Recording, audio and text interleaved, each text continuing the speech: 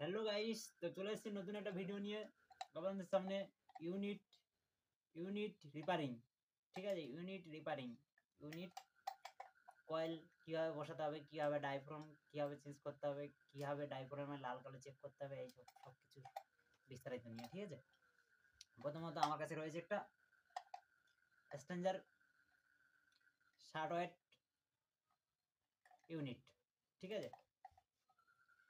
একে প্রথমত খুলে দেখি কি আছে, কি কন্ডিশনে রয়েছে, ঠিক আছে।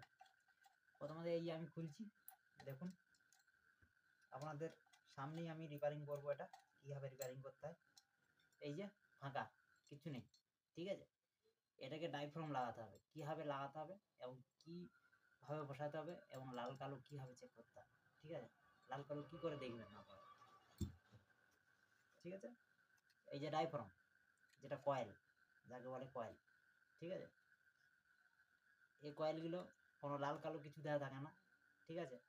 একে আপনাদেরকে লাল কালো করতে হবে, ঠিক আছে। কি করে লাল আর কালো কি করে বুঝবে, ঠিক আছে। ভুলভাল বসিয়ে দিলে হবে না, যে বুম বাং জুড়ে দিলাম, ভালো সাউন্ড হবে না, ঠিক আছে।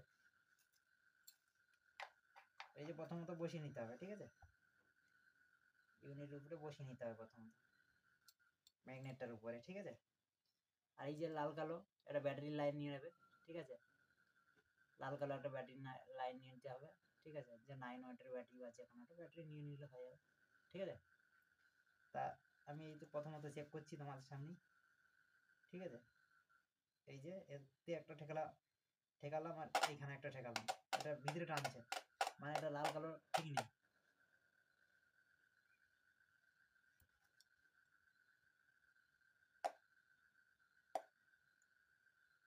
দেখুন এই যে বাইরে আসছে, মানে এটা লাল কালো ঠিক আছে।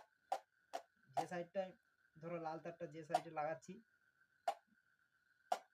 আর কালোটা যে সাইডে ফলো করে রাখতে হবে, এটা বাইরে আসছে মানে লাল কালো ওইটাই ধরে নিতে হবে, ঠিক আছে। যেটা লাল সাইডটা যেভাবে ঠেকাচ্ছি, যে এই সাইডটাই লাল ঠেকিয়েছি, বাইরে এসছে, তারা জানবে এটা লাল, ঠিক আছে। এটাই জানবে প্লাস পয়েন্ট, ঠিক আছে। এটাকেই প্লাস ভেবে নিতে হবে, ঠিক আছে। এবার প্লাস, এটা ধরো লাল, এটা নিতে হবে, ঠিক আছে। এখানে লাল যে দিকটা আছে না, প্লাস পয়েন্ট যেদিকে আছে ওই দিকটাই এইভাবে বসাতে হবে, ঠিক আছে। এইভাবে ঘুরিয়ে বসিয়ে দিতে হবে। এই যে বসানো হয়ে গেল, ঠিক আছে। এবার এটা